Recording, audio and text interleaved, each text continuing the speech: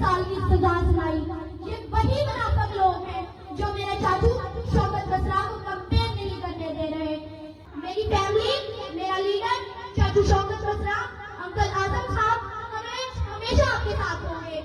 मैं आपकी बेटी होने के नाते आप सबसे दरख्वास्त करती हूँ कि मोर और बोतल पर मोहर लगाकर कामयाब करें।